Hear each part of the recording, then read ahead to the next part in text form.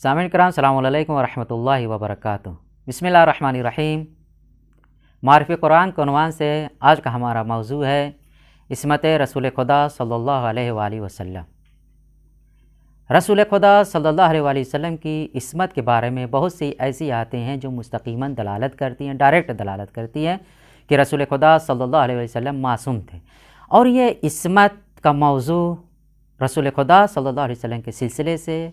عصر حاضر کا بہت ہی حساس موضوع ہے۔ آپ لوگ اکثر و بیشتر خبر میں دیکھتے ہوں گے، اخباروں میں پڑھتے ہوں گے، یا سوشل میڈیا پر آپ لوگوں نے پڑھا ہوگا، دیکھا ہوگا کہ آئے دن کوئی نہ کوئی کم عقل انسان، کج فکر انسان رسول خدا صلی اللہ علیہ وسلم کی شان میں گستاخی کرتا ہوا نظر آتا ہے، کوئی نہ کوئی الفاظ استعمال کرتا ہوا نظر آتا ہے، اور جب اس کے خلاف احتجاج کیا جاتا ہے، اشکال کیا جاتا ہے، اعتراض کیا جاتا ہے، تو اپنے دفاع میں یہی کہتا ہوا نظر آتا ہے کہ ہم نے خود ہی مسلمانوں کی کتابوں سے لکھا ہے، مگر ہمارا عقیدہ یہ ہے کہ رسول خدا صلی اللہ علیہ وآلہ وسلم کی ذات والا معصوم تھے، عصمت کے درجے پر فائز تھے، ان سے کوئی گناہ سرزد نہیں ہو سکتا تھا۔ لہٰذا ہمیں دفاع کرتے ہوئے چند آیتوں کا ذہن میں رکھنا بہت ہی ضروری ہے، جیسا کہ ہم سورہ احزاب کی آیت نمبر 45 اور 46 میں پڑھتے ہیں کہ خداوند متعال نے ارشاد فرمایا، یا ایھا النبی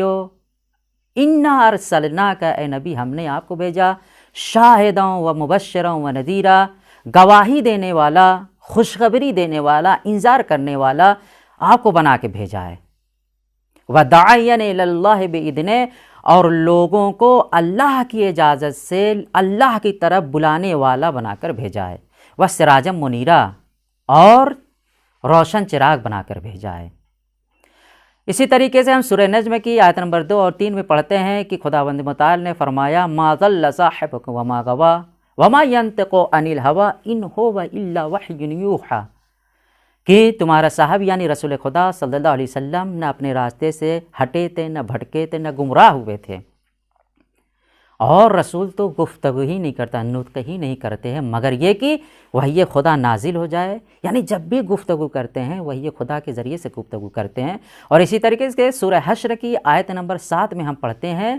کہ ما آتاکم الرسول فخذوہ وما نہاکم عنہ فانتہوا،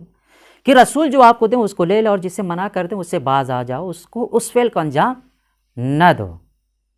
اور اسی طریقے سے سورہ آل عمران کی آیت نمبر 31 میں ہم پڑھتے ہیں کہ پروردگار نے ارشاد فرمایا، قل ان کنتم تحبون اللہ فاتبعونی، یعنی کہ رسول کی اطاعت کرنا، تابعیت کرنا، ان کی پیروی کرنا۔